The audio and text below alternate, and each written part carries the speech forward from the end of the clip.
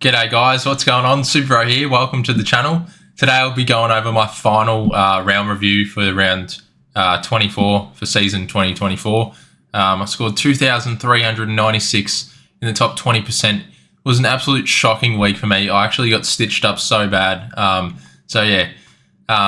was like the main reason I haven't uploaded yet. I was just a bit salty that, I got screwed over a fair bit, but it is what it is. At the end of the day, guys, it always just comes back to luck with SuperCoach. So, yeah, you got to be either lucky or you're not. So, we'll have to wait and see how you go next year. But I had a pretty good year, to be honest. Like, finished at a season rank of 324. So, I was having a fair bit of luck throughout the season. Just this last round, I think I'm just cursed for grand finals. I just can never get the wins. Lost all of my grand finals, which is pretty embarrassing, but it is what it is.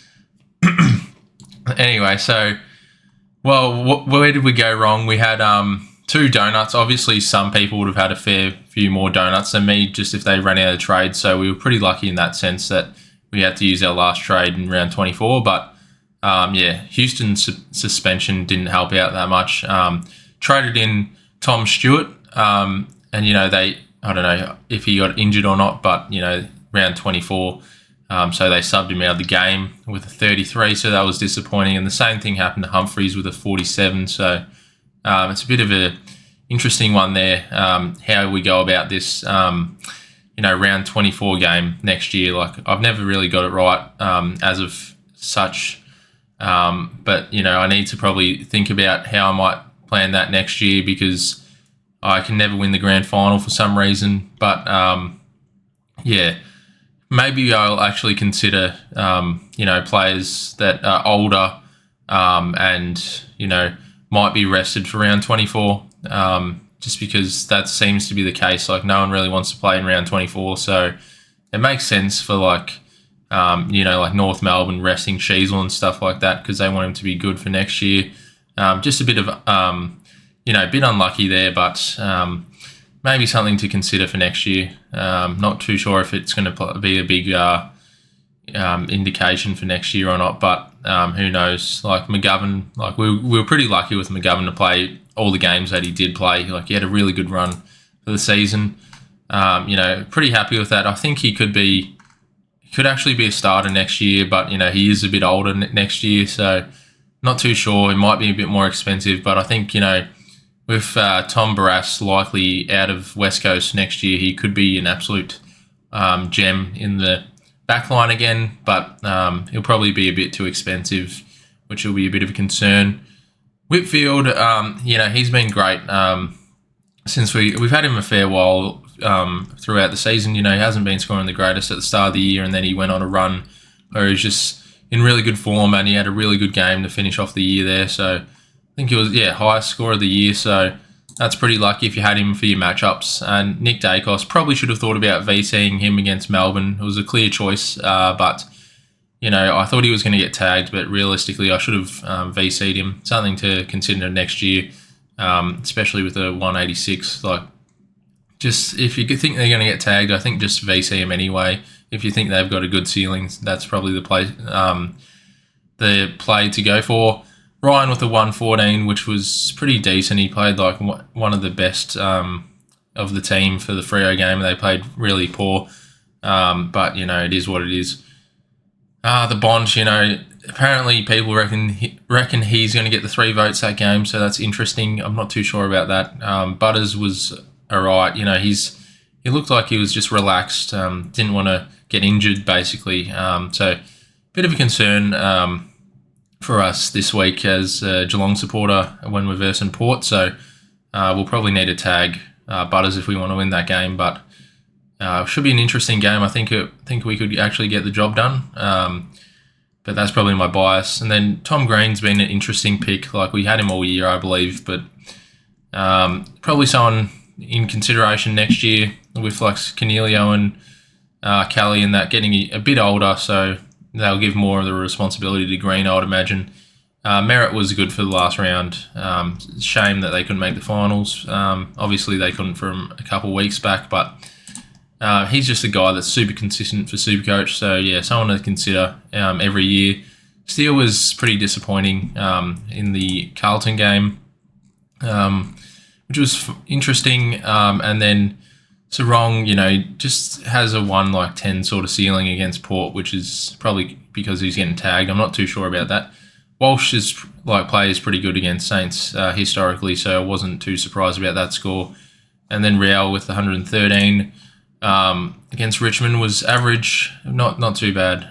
Probably won't pick him next year unless he's under 450, but I doubt he will be. Probably more about 550.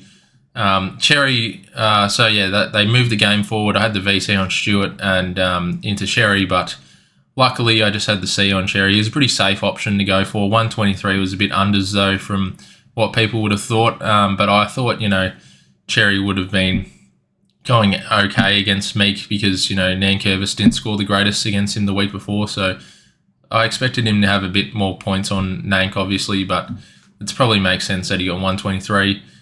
Which is okay. It kind of saves my score and my rank a little bit there because I could have had it on someone else. And Nankervis 106, which was good. He was on a shocking score at half-time, but then he climbed back, so that was good.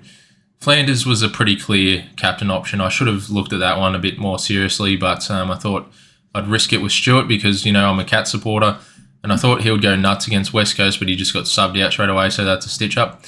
So Flanders is probably another guy that you might want to consider next year, but might be a bit too expensive. Zorko had a great year, should be an All-Australian. Same with Dylan Moore, he's been great this year as well. Colwell dropped off a fair bit. Don't know what happened to him. Maybe another starter next year, but he'll probably have midfield status. And then Jackson's done his job, but he hasn't really gone that great this year. He's dropped all the way down to 422k, which is not great from him. He's, dropped 124k for the season, so it's pretty disappointing. If he's got the forward status next year, maybe we consider him. He still didn't even go that well without Darcy playing, so it's a bit of a red flag, but who knows what a preseason can do. Heaney was a late minute out. It's good, though, that he's dropped a fair bit in price, so next year he can be cheaper, and then give a proper run at his Brownlow for next year. Philippo was good. He could be a guy to keep your eye out for next year as well. And Dowling would have been the cover for most people that had Heaney. Overall, not a bad season from me. I think that I could have actually finished a lot higher than I did. I think I just, I got pretty lucky to score the way I did. I probably should have been taking it a bit more serious in the first couple of weeks of the season because I didn't really push as hard as I should have been. But I made that late push, and from the bye rounds, that got me up the ranks. I think I just need to be a bit more aware for next year at the start of the year sort of thing about trying to push for higher rank because I made my push late in the season and I still finished at 324, so that's a fairly good move there. I think it's I lost all my bloody grand final. So congratulations to Nigel there, the last dance, who won the cash league there. So Nigel, mate, if you're watching this video, make sure you send me a message on X on my SuperBro X account, and then we'll get you your prize. Couldn't get the job done against Harry Cheezel, exotic there, so that's a bit disappointing. Excuse the noise there. That's a bit of a shame.